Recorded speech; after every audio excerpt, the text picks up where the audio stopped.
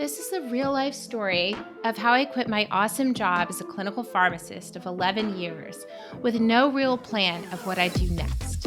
I had a vague notion that I wanted something different, to make a greater impact, and to use different parts of my brain. I started talking to friends, then friends of friends, and so on and so forth.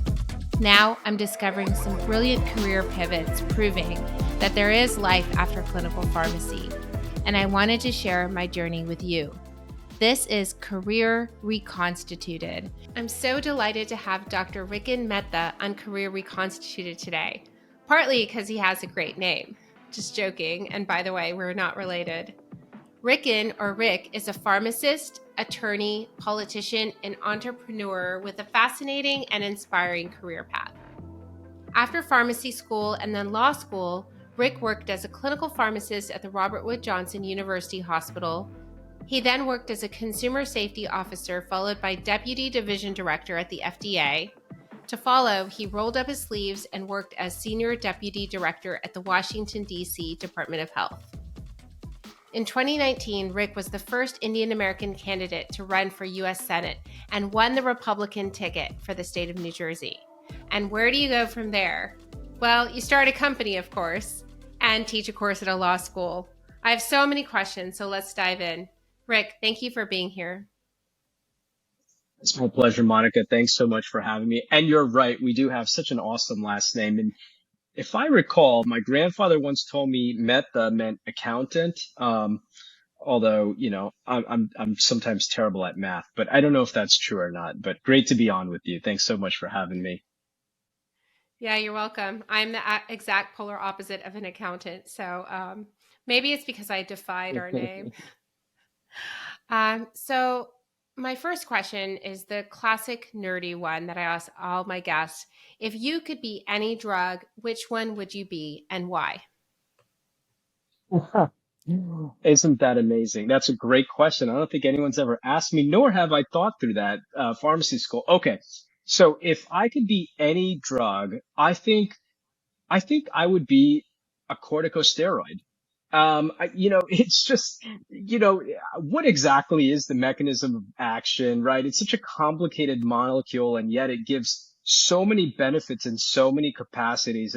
Has such widespread, usage. And really, like, when it was discovered, it was almost like this panacea, like, cure all to everything. And it just has such a great utilitarian usage in so many different platforms. So there you have it. I would be a corticosteroid. I love that answer, and you definitely saved lives during COVID. So, Rick, This is right. let's dive into the more interesting stuff, shall we? Let's say you're at a dinner party and Me too. someone asks you, "What do you do?" What is your answer? Gosh, Monica, I've been so blessed to wear so many hats and almost live so many lives. But I would say I'm defined by, really three things. I'm a father, I'm a husband, I'm an entrepreneur. And those three things are somewhat related. Really, as you're starting off any relationship, whether it's a marriage or parenthood, fatherhood for me, or a business, it's really about the relationships you make, the relationships you build, and the relationships you cultivate and keep. And all three of those things are a long-term investment. And so, that's really what I tell people. I've worn many hats in terms of being defined by my academic credentials, being defined by the companies I work for. But if there's, like I said, three things that define me as a person, it's being a father, a husband, and a entrepreneur. I think that you put it well because I was struggling to think of how you're going to answer that succinctly. And I don't think there's a way to answer it succinctly given all the things that you've done and that you do. But if they ask you, well, what's your job? Cut to the chase. What's your Yeah. job? As people do. Yeah. What would you say? Well, there's a career and what you want to make out of your life, and then there's the thing that pays you. And if you're blessed, the two, somehow find a confluence. So for myself, in terms of like my job, I've been fortunate to start a couple companies.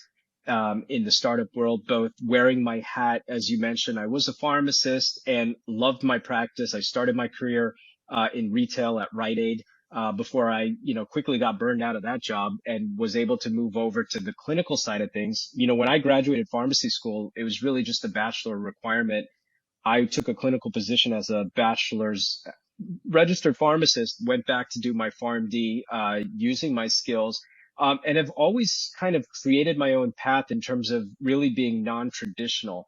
I was always intrigued by the regulatory and legal side of things, and so I ended up going back to law school and then practiced at the FDA. And I've been able to combine all of those skill sets, both academic, educational experience, real world experience, and then bridging all of that to be able to successfully launch an early stage R&D biotech company, really developing novel antibodies, while at the same time also creating a technology SaaS company that's focused on rationalizing the broken regulatory processes that healthcare professionals have to navigate through in order to practice their trade and deliver healthcare services, Mm, both significantly impacting uh, the healthcare broadly, but both in very different veins. And really, I've mm. tailored my experience towards being an expert in health regulations. I see. I'd love to dissect your two businesses a lot more, but I want to go in a little bit of a linear fashion through the timeline as far as what came first, just because your career path is so fascinating to me. You started off with a BS in pharmacy and you worked in Rite Aid. How long did that job last? I lasted about a year. I was a Okay. pharmacy intern, was at CVS and then Rite Aid. Rite Aid just happened to pay more for students at the time. And then when I graduated, got licensed, I started had my own store, in New Jersey, and lasted about a year before one of my good friends from pharmacy school called me and said, "Hey, we have an immediate opening for a hospital pharmacist at Robert Wood Mm, Johnson Hospital in New Brunswick, New Jersey." And so I interviewed and, again, I didn't have a PharmD, but, I was able to adapt and be reliable and, pass with not just the hard technical skills and the soft skills that are needed to be a hospitalist and then be ready to roll up my sleeves. That mm, job really impressed upon me how important pharmacists are in the overall delivery of healthcare services. And I don't even think after going through pharmacy school, I had a true appreciation of the role pharmacists played. Even to take a step back from that, Monica, I remember when I applied to pharmacy school, I didn't want to go. I didn't want to be a pharmacist. Actually, funny story, my dad checked the box. This was back when we had paper applications and you would fill it out and submit it to all the different schools and hard mail it in. And there was a box, which school do you want to attend at Rutgers? Rutgers was like, oh, why would I want to go to Rutgers? I wanted to be a liberal arts major, geared towards maybe going to law school and a philosopher. I don't know what I wanted when I was 18. My dad happened to check the box that said pharmacy school. And well, lo and behold, I got in, which to me was frankly a surprise because Rutgers at the time was one of the most aggressive and difficult schools to get into. And here I am. I was a decent student. I wouldn't say the best, but I was pretty good. Getting into farm school. No, I didn't know what I wanted to be when I grew up. So I said, well, this will help me define my path. And it wasn't until I got to Robert Wood did I see what a great choice I made for a mm. career. But I always kept asking the question why on so many different levels, right? I would be very good at doing rounds, doing clinical assessments, getting prescription, building relationships with the nursing team. Everything was interdisciplinary, which was so cool. The nurses, the doctors, the anesthesiologists, and as both specialists, primary care, and everyone that touched the hospitalist, internist, residents. Wow. Yeah, I can't begin to tell you how many medical resident careers I saved. Um, as a pharmacist. Yeah, that June, July months, right? They're critical. And Mm. then we slowly became their best friends. And then I went back to do my PharmD at the time because I wanted to get more clinically sound and, So see you what the liked career of pharmacy at the pharmacy could time take that you me. were there at Robert Wood Johnson. I You're didn't like, just like it. actually kind of like this. Yeah. Okay. I loved it. Yeah. So I was responding to codes. I got to specialize in emergency medicine in ICU. Like I said, I was doing rounds with the MICU teams and then I shifted to doing some overnight work because when I went to law school, I was actually going to day school and at Well, nights at the actually, Rick, hospital. before I you mean, get to law school, I wanted to ask, so, okay, yeah, so you're enjoying your job as a pharmacist and you were doing a quite clinical job in spite of not having a Pharm D. So you said, I kind of love this, so I'm going to go back and complete my Pharm D. And you did so. And then you continued to work as a clinical pharmacist at that time, or did you immediately say, no, what I really want to do is law? yeah, good question. Both. So I was actually doing my PharmD, which I did an executive, distance program, while doing my clinicals and other work at Robert Wood. I started on the day shift in the IV room. I can't begin to tell you a better place for a pharmacist to start their career. Much like when you're in retail, every new innovative tablet product that's coming out on the market. Things have changed since. But when you're working in a hospital, you see drugs that you've never seen before at the retail setting, Mm-hmm. and you really apply a lot of your skills. So I was doing that, then doing my PharmD, close to finishing it up. So I took my LSATs right when I graduated pharmacy school. And then they're good for about 5 years. I actually sat on them for about the fifth year and then decided to apply because, I did decent in my LSATs. I didn't want to retake it, but I was also burned out of school and wanted to take some time, pay off Mm-hmm. some student loans before embarking again in another academic journey. So it sounds like you kind of always wanted to couple pharmacy and law. Well, you always wanted to go to law school. Your dad checked the box for pharmacy. You made the most of it. But in your heart of hearts, you always wanted to do law because you were interested in like the regulatory side of industries. Yes. Yes. I was always fascinated by the law. Um, really fascinated about how the law can empower people, empower demographics, empower groups. In my culture, much probably like yours, being a first generation Indian American, and really our roots started when my father immigrated to this country in 1969. And much like many immigrant stories, he only had $100 in his pocket, while sending money back to India and sponsoring a couple of his brothers. He was 19, didn't know a soul in this country before coming here. And, we had to either make it or we didn't, right? There wasn't really a safety net per se. There wasn't generational wealth. There was nothing to fall back on. So for me, I knew the law could help empower our thinking, our assimilation. And I was just so fascinated about how the law could be a tool for, um, you know, both social justice and cultural assimilation. I was Mm. fascinated by that. It wasn't until after I went to pharmacy school because I also, when I was 18, I was a typical 18-year-old and I had no clue what I wanted to do. And my family, always being in the sciences, said, well, go to pharmacy school. Once you have a licensed profession, you'll always have a job. At least you have a safety net, something to fall back on. Mm-hmm. That was very important for us. Having that safety net to fall back on, which, many generations of families that are in this country in America have, us as a new generation did not have. And that was the impetus for me wanting to go to pharmacy school, always knowing that deep down I wanted to be a lawyer. Mm-hmm. Great Yeah. story. And so Uh, you iro- go to law Ironically, I school. don't Yeah. practice either now. Go ahead. Well, yeah, but they definitely seem like stepping stones for you. So the stepping stone of pharmacy and then law just dovetail together so beautifully into your what I think is your first job after completing law school, right? Which is the FDA. That's right, right. So when I was at law school, I think, traditionally those that had a scientific discipline went to patent law. And I took all those classes, and boy, that was cringe for me. Prosecuting or litigating patents and intellectual property, and then sitting for the patent bar. I said, man, I didn't go to school for this long to sit doing this type of paperwork. But it really opened up my eye in terms of what the career pathways are. And again, as I mentioned, non-traditional is probably the term that really defines me. I did end up uh, charting my own course, finding my own legal clerkship at the FDA in the commissioner's office. When I was in law school, I did a clerkship at the U.S. Attorney's office and a clerkship at the FDA. And then the project I worked on went over well with one of the associate commissioners, and I was called in for an interview on the compliance team.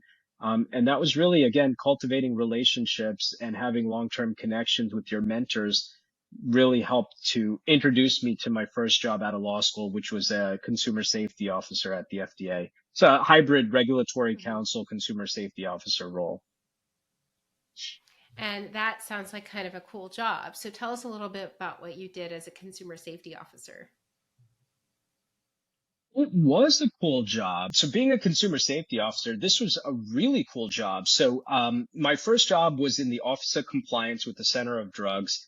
And really what I was tasked to do was look at a lot of the drugs that were still on the marketplace as prescription products, but what they called unapproved drugs. So now these are drugs that you'd be very familiar with, ones that have been on the market before the FDA regulations for safety and efficacy existed, however, have not been grandfathered in.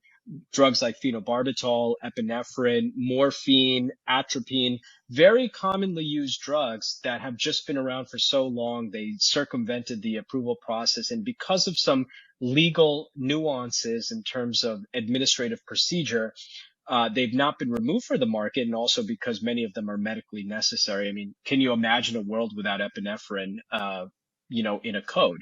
And so the FDA's was a little hamstrung. I was part of a team that was tasked with looking at the unapproved drugs, and taking enforcement actions against the companies that marketed them. One you may be familiar with was like colchicine. At the time, I was part of that agency action.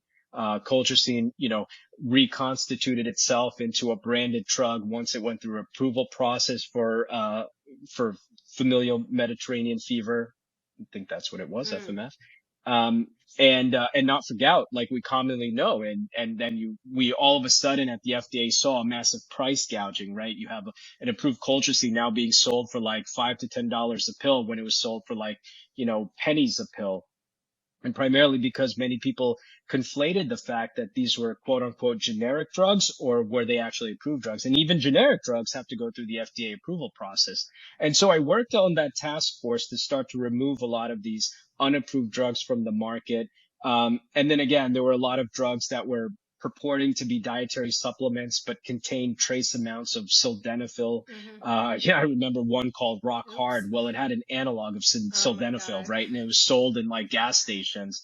It was a cool job, really good work from a public health perspective. But more importantly, it really introduced me into what compliance to the drug approval process is, and Mm. really got me interested in what is become a very globalized supply chain, looking at it more broadly in terms of the threats and vulnerabilities to our supply chain when it comes to medical products. Can I ask you one question just because I'm super curious? Why weren't those drugs, morphine, epinephrine, colchicine, grandfathered in like digoxin? Well, Monica, you're going to have to come to one of my law lectures about this one. No, I'm kidding. Right, right. So so at the time, right, when safety was first introduced as a pre-market requirement for a drug to enter the market, past the sulfanilamide. Now, if there are pharmacists watching this, this is a great, it might be even PTSD towards your pharmacy law lectures, but sulfanilamide tragedy is what gave rise to what we now know as the current Food and Drug Cosmetic Act, which is the 1938 Act is the good law right now, the legislative act that gave rise to the FDA. And the first time in our country, or historically the entire world, you saw a requirement where a company had to submit documents to get an approval by an agency before they could sell their wares and their goods.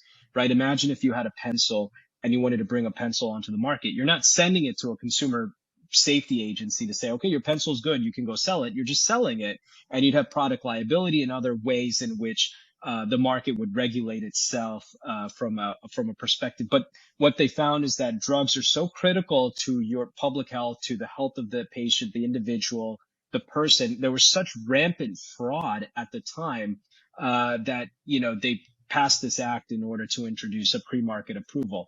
Well, drugs like phenobarbital, morphine, epinephrine, atropine, the list goes on, these were all drugs that have been on the market for colchicine, colchicine's been used for 400 years, right? It's not like drugs were invented because the FDA was invented. So how do you bring drugs that are already on a, national or state level distribution into fold for pre-market approval? So they had, Mm-hmm. after the Efficacy Act in 1962, probably you remember the thalidomide tragedy, which we narrowly avoided with the drug that was being used for morning sickness, was a teratogen. We avoided it because of one really brilliant FDA reviewer, Francis Mm. Kelsey, who, again, you imagine 1960s, a female reviewer at a predominantly male agency standing up against her superiors and saying, I don't feel comfortable to approve this. Thank God for heroes like her to fight against both the cultural norms and push her own, intelligence and assessment to the forefront to avoid what ended up being a disaster in Europe with hundreds of babies being, deformed through the teratogen, which she didn't find safety of, but she also didn't see that there was efficacy. They didn't have the tools for efficacy, able to convince Congress to pass laws to allow for that. So now you have all these drugs on the market. What do you do with them? They had a drug efficacy study implementation review. Again, if the agency makes a determination that your drug is not effective, you can fight it through administrative procedures. And somehow, here comes government bureaucracy. Some of these administrative procedures have been hung up in process land for the last 70 years. Now, what the agency can't do is remove them until and at which time you have an administrative hearing. And so some of these drugs have just continued to be marketed through, purporting to be grandfathered, which none of them are. Um, Mm. and I won't get into the whole legal lecture behind this, but this is how they ended up staying on the market. And then, of course, as you know, many of these are still medically necessary drugs. There's anecdotal evidence of published literature, however, not sufficient enough to establish that they're generally recognized as safe and effective, hence requiring an NDA, but there's no money in it. And so they didn't want to pay the money to get the NDA and do the clinical studies. And so they continued to market. And here we are. It's absolutely fascinating economics dilemma. And not to torture our listeners too much, but I do have one more kind of law question, which is you mentioned that colchicine and the price gouging. I didn't realize that the FDA knew or cared about drug cost. They do regulate drug Yeah. cost to a certain extent too. That's a great question. So the short answer is no. The FDA does not regulate the cost of drugs. In our country, it's bifurcated model where the agency regulates the product and then Centers for Medicaid, Medicare works towards price fixing or set fixing of reimbursement for products. However, the agency is very concerned about access to medicine and accessibility and availability of medicine, both on supply chain, protecting supply chain and accessibility. And so it doesn't fall necessarily on deaf ears when price gouging has taken in. Now, does the agency have much to do about it? Well, they could work in task force against arbitrage, black market, gray market products.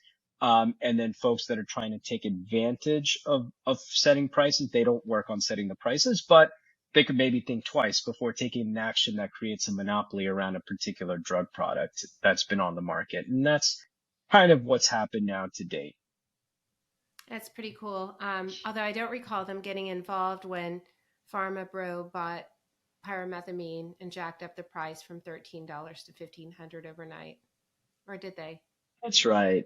Yeah, that might be for a different podcast. We can certainly unpack that one. um, so a lot of the work that you did with the FDA pulled in your pharmacy background and your law background, but is that an option for just a plain pharmacist, like a PharmD like me, to go into consumer safety like that? Or do I also need to get a JD, which I'm not willing to do at this juncture in life? Yeah, that's a great question. No, absolutely not. I mean, I worked with, like I said, multidisciplinary teams. It was what was a blessing about being at the FDA is that you get to work with so many disciplines. So I worked with a lot of PharmDs that were either just bachelors of pharmacy or just PharmD. And I hate to say just, right? not to be couched or defined by any particular academic degree, but they were pharmacists. I worked with nurses, nurse practitioners, medical doctors. Some had law degrees or masters in public health. I worked very closely with many that were part of the public health services corps. Um, dentists, again, everyone brings their interdisciplinary knowledge, skills, practice experience, educational experience, everything at the table to serve a particular mission.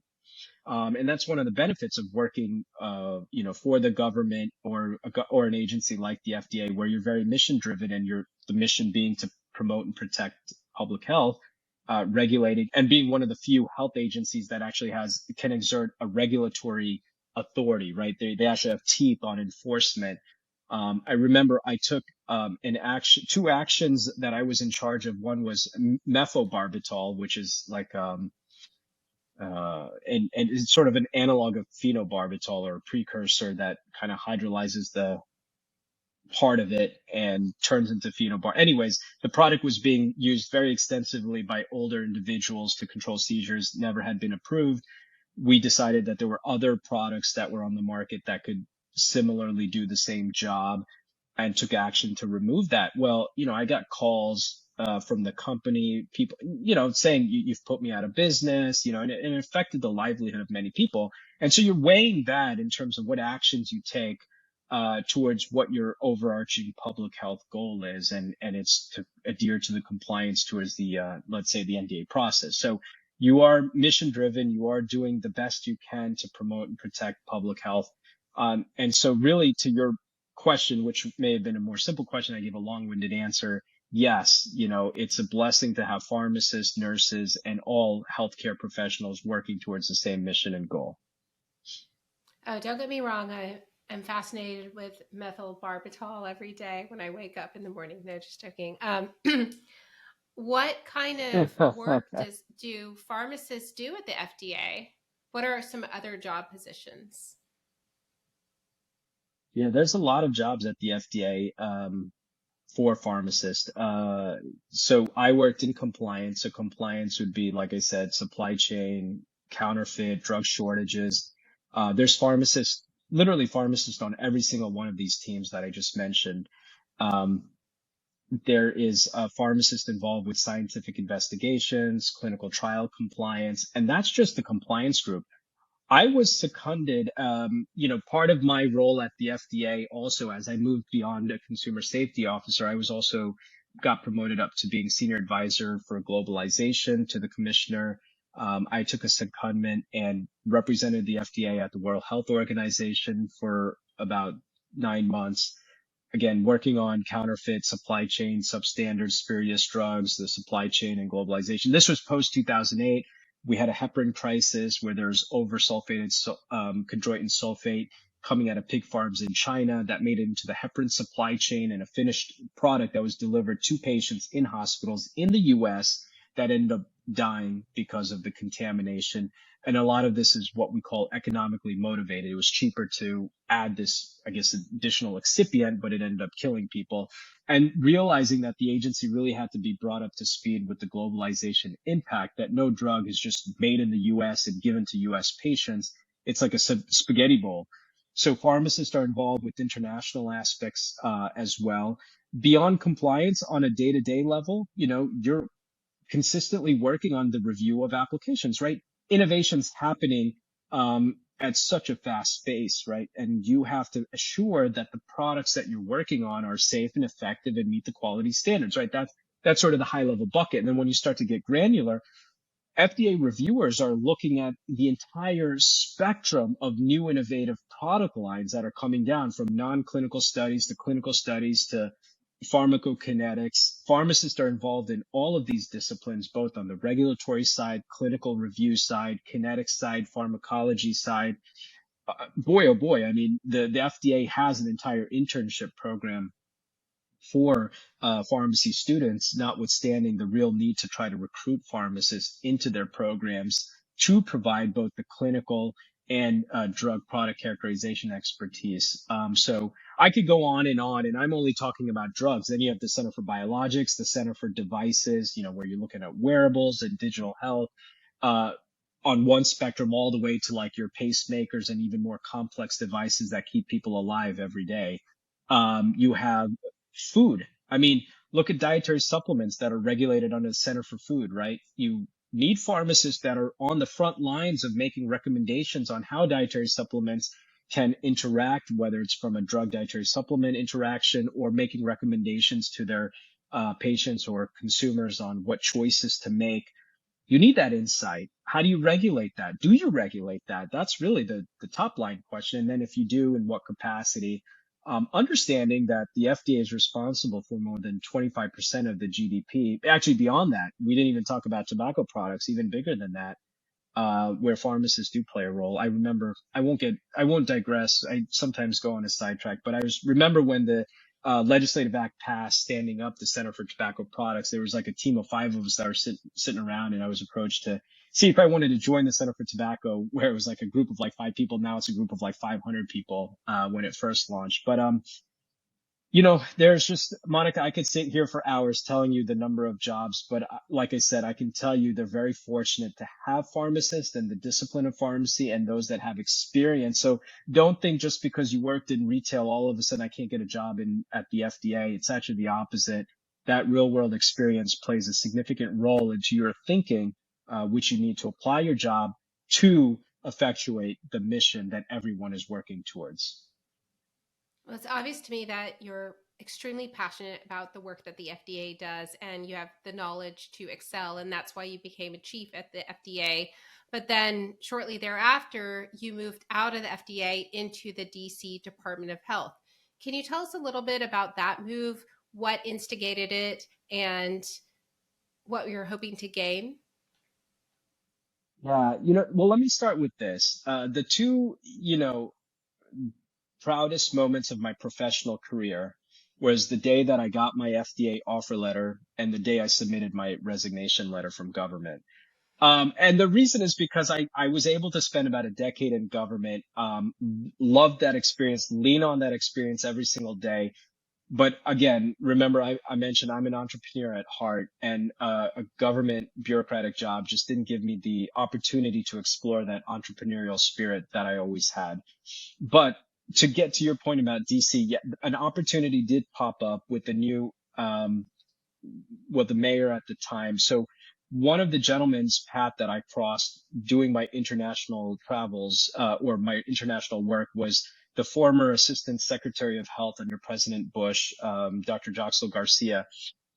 He was responsible for, when he was the health director in Connecticut, for the anthrax response, again, SARS at the time response back in the early 2000s, and then was the Assistant Secretary of Health, twice Senate confirmed.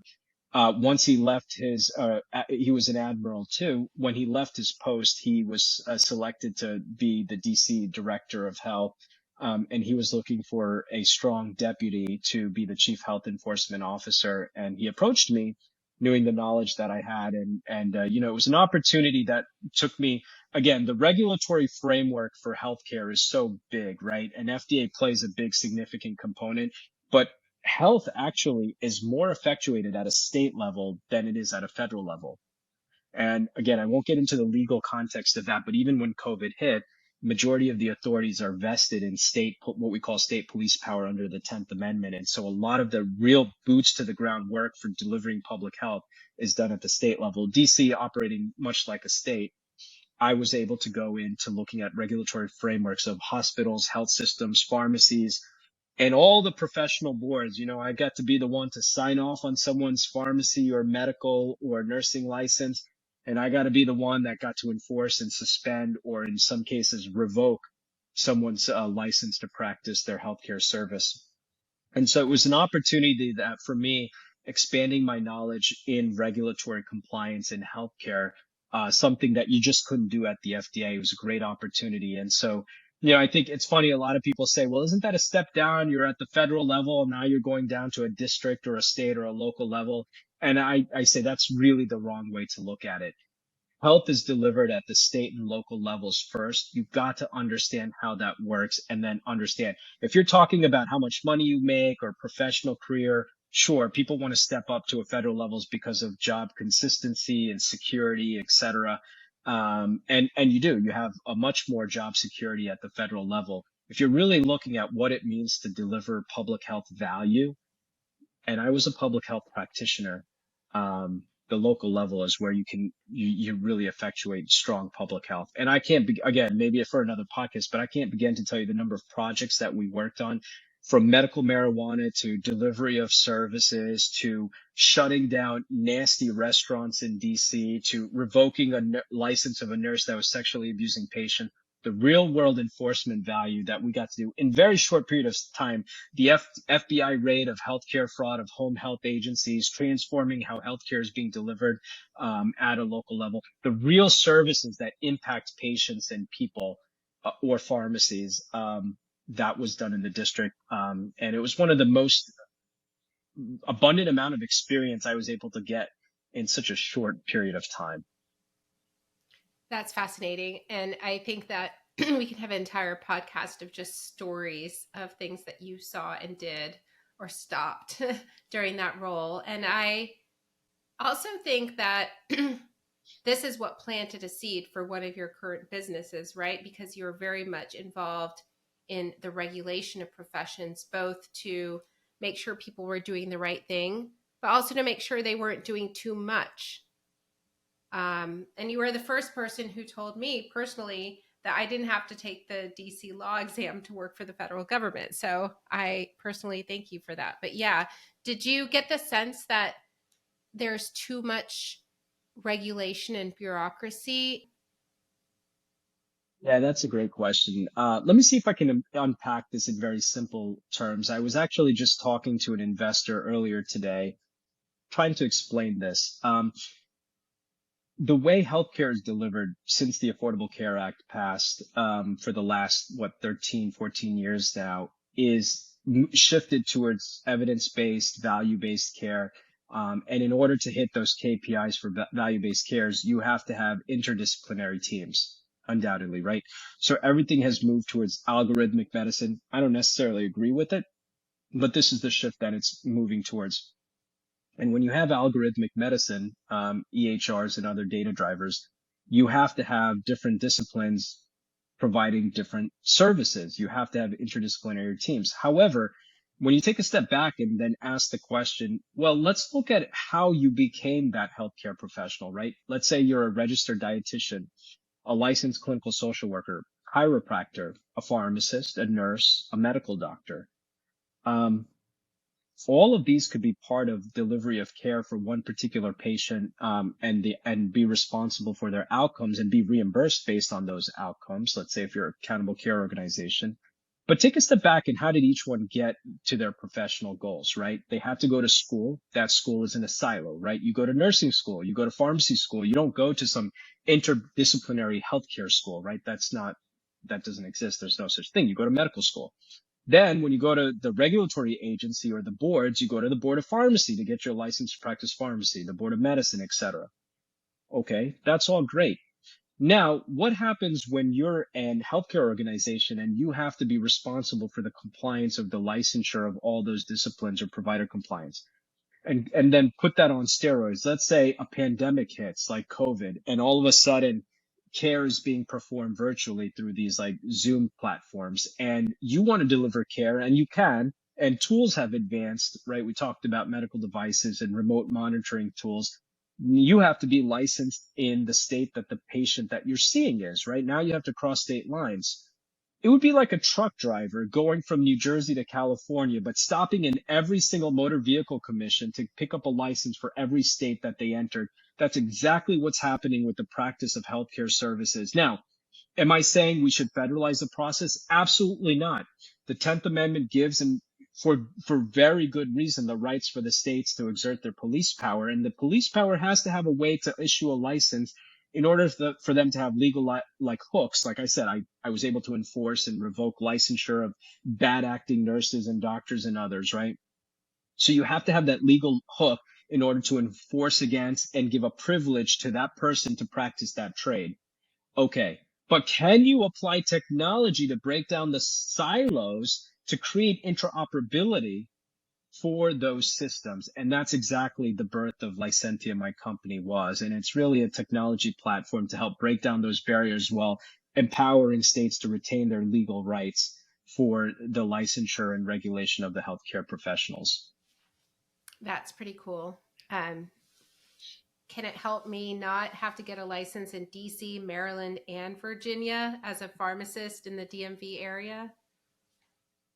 Well, it can't help you do that, but we can do it for you. And that's one of the benefits of the service meets tech that we've launched. Yeah, absolutely. And we work with thousands Uh, of providers every day with that exact question. cool. I love this company. But before we go into too much detail about your companies that you started, I wanted to really hear your story about running to be part of the US Senate. Like, that is amazing. What made you think you wanted to do this? And what was that road like? Yeah, that's a great question. And yeah, it's, as I mentioned, I've lived many lives, but all of them interrelated, and so I started out, so as I mentioned, when my father first came to this country and he only had $100 in his pocket, we didn't have much. I mean, we were pretty poor in India. Bad business dealings with my grandfather's businesses, among others, being one of six brothers. My father was, we came to this country looking for those streets paved with gold, wanting to live that American dream. And what I really didn't understand is that, I became, maybe overly educated, started to gain a lot of experience. And what I didn't understand, especially in my work at the government level and then in the private sector, is that how, as a country, have we not been able to break and solve the problems of cycles of poverty? I Hmm. never understood that. I said, when you're looking at a city like Newark, New Jersey, where I went to law school, graduated, my opponent, Senator Cory Booker, who I ran against, was the mayor at the time and my commencement speaker. And I met him many times. Where is their altruism versus egotism? When does public service become personal service? And I saw that with the amount of time public servants spend in office, somehow something shifts and they become multimillionaires, and the real root cause of why they go to office begins to shift. And this, is not really a political party type of issue. This is more like a public service to private service type of issue. And so I started to look at the failures in policies that kept people trapped in these cycles of poverty, not being able to break free. This is not the same country when my father came here in 1969, coming off the heels of the race riots, looking at the, post segregation era and realizing that we are like, God, like, almost close to 60 years past that, and yet we're still living in this, archaic way of thinking, in this real one of diversity, creating segregation policies and putting ourselves back to like 1969 again. And rather than empowering people, we continue to suppress people. And, and one of the things that I found is that money is not always the answer. So I started asking all these questions. And I took a quick program through a organization called Empower America, who Tim Scott, current candidate for president, senator from South Carolina, is on the board. And he looked at me and he said, "Rick, you have to ask yourself why. Why are you running? Why do you want to run? And you need to be able to articulate that because voters need to connect to you." And at the time, I never really thought, could I run for office? I mean, what am I? I'm a pharmacist. I'm an attorney. I worked at the FDA. These are like politicians that make careers out of politics. I don't know anything about politics. I talked to my wife and she said, rather than trying to get candidates to influence that change, why don't you be that change? Hmm. And I said, I never kind of looked at it that way. I never really looked at it that way. Could I do it? And in this regard, I'll tell you, Monica, ignorance was bliss. I didn't know shit from Shinola when it came to politics, and I worked with the consultant. I, as with my entrepreneurial spirit, just like much like starting up a business, so is the campaign. Except in this case, the product you're selling is yourself, which can be very challenging because you're constantly trying to toot your own horn, which I was never comfortable with. Met with some Right. consultants and they liked me and thought that I had a good package to offer. Um, and the rest was kind of history. I threw my hat into the ring in a crowded primary, not knowing what was going to happen. And the truth is, I didn't think much would happen other than to get my voice out there. And I believed in my policies, shortly recognizing that campaigning is much more than just having a strong belief in a policy platform. And somehow walked away, winning the nomination handily and going on to be the highest vote getter in the history of the Republican Party for the state of New Jersey, becoming the first Asian American, the first Indian American, the first South Asian American for either Democrats or Republicans in the history of the state of New Jersey. So Well, that I mean, that's you're my clearly like political story. incredibly smart, articulate, so knowledgeable, and when you talk about the cycle of poverty, it doesn't matter if you're a Democrat, progressive Democrat, or a Republican. It's hard not to get behind that. So I I feel like it makes sense that you got as far as you got. And then I didn't realize you ran against Cory Booker for the election, which yeah, he's really well known. So that's pretty tough candidate to Yeah, run and against. I held him to 15 points. So it was well, and we won't even, again, for maybe another podcast, but to talk about campaigning in the time of COVID. This was the Mm, 2020 election, obviously very controverted, with President Trump at the top of the ticket. Controversy in and of itself with that, but mm, just even during the election, the response to COVID, campaigning during COVID, the legal procedural changes of bypassing a legislative branch to executive fiat to change the way we vote, which influence the outcomes of the election. I'm actually working on a book about this, but this is really one, like literally seeing history being made in the moment, never forgetting, March of 2020, when that happened and a lot of things started to just shut down. And what do you do as a candidate for a statewide race? But yes, I do remember my debate against Cory Booker at the end. I did invite him to dinner. So we've parted, remain friends. And I think just like sparring in any battle, whether you're a boxer, wrestler, or in politics, you can be on polar sides of issues, but you have to walk away with decorum, professionalism, and be a gentleman at the end of the day. And I think that's really important. We lose a lot of that in politics. And as a I guess wearing a hat as a politician, it's important. I always advocate for that for any aspiring person looking to enter the political ring. mm-hmm. Shake hands and say good game. Um, That's it. so after that, you start your two companies. One's a biotech company, and the other is addressing, regulation within professions. And we probably won't have too much time to delve into depth about those, but can you can we turn this a little bit to hear a little your advice to new professionals or to people like me, seasoned professionals who are hoping to pivot in their career? Like for you, the sky was the limit. You went for it. What advice do you have to others to achieve what you've achieved, which is the dream job? Yeah. Well, the dream job is what you make it. Don't do anything you're not passionate about, but be realistic of what you can and can't do.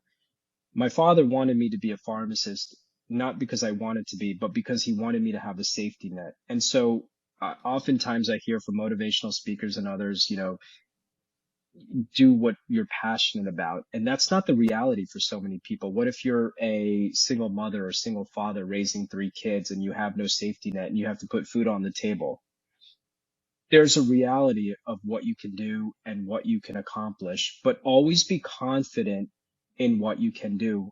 One of the biggest areas I've seen, myself included, that you get held back in, is that you become critical and because you're the movie star of your own movie, when in reality, not many people are focused on you. I have, throughout my journey, have had a lot of failures. And there was a time I remember when I was finally able to look past them as not failures, but stepping stones towards success. In fact, if you didn't have failures, you wouldn't know what success is. Maybe you failed a pharmacy class. Maybe you got shitty grades in school. Maybe you got fired from a job. Whatever the case is, it doesn't matter if your mindset is focused on what your end goal is. And you always have to step back and ask yourself why. You got to have a reason why you're doing what you're doing. You have to have a reason what drives you. Is it that you want a cushy federal job at the FDA, so you have job security because you want to raise your family? That's great. Then ask yourself why. It's because I want to have a good salary and, raise a family. Or it's because I like skiing on the weekends and I need enough income to be able to do that. If that's your why, go for it and let that drive you. Um, if your goal is public health, then figure out how you want to get there. And the last piece I'll say is that there are no shortcuts to starting a business, to achieving professional success, whatever you define that success to be. There just aren't. I have tried as hard as I can to take as many shortcuts when available, and none of them have ever panned out until you get to a point where you realize there's no such thing as a shortcut. Whatever you do, be committed for the long haul. Don't give up, because, when they say that, don't give up, you continue to practice, you'll be the best that you can be in what you're looking to do. What people sometimes don't tell you is that you're going to end up losing people through attrition as well. So if you continue to grind, not only will you succeed in what you're doing, people are just going to drop out. And by attrition and by your own successes, you're going to continue to rise. So you got to be in it for the long haul. There are no shortcuts, and you got to be passionate about your why. Why is it that you're doing what you're doing? And if you can marry all of those things, then you're going to, live a happy life. And then it's beyond just how much you make and what your income is. Look at doctors right now. They're more than 75% of them, or 70% of them. AHRQ put out a study recently. They're burned out of their jobs, right? I mean, doctors for the most part make pretty good money, right? Are they happy in what they're doing? Are they motivated? Are they successful? Or are they begrudgingly getting out of bed? Drive to your why, but make sure that it's profitable for you, for the lifestyle that you want. Beautifully said. Last question. What's next for you? Yeah. Well, I haven't achieved succeeding on breaking the cycles of poverty. So, my job's not done yet. My immediate goals, 2 businesses. I want to be successful. We're solving lot of we have the potential to solve a lot of problems for immunodeficient patients. And so my biotech company is going to continue to thrive, and I'm going to push the team as hard as I can to get that. And that's our mission there. On the digital health platform, we're breaking down barriers to services and helping reduce administrative burden and helping with the burnout problem. So we're going to keep moving there. And politics is certainly not over for me. You can't take on, bite off more than you can chew. I think, my plate is pretty full. And with 3 boys at home, my heart is pretty full too. And so with both of those things, as they start to get a bit older, the businesses start to mature, and as time comes on, my wife knows what she's signed up for. And she too, equally on her own right, is quite ambitious and successful in her own way. But I'll re-enter the political ring, so to speak, and I won't stop until I can achieve my why. Yeah, you have like 30 or 40 years left. Look at our presidential candidates. You have a few decades. Right. Well, Age is but a number. Yeah, I want to thank you so much for your time, but also for such great information, interesting, fascinating stories, your career path, for sharing it all with us today. Thank you so much, Rick.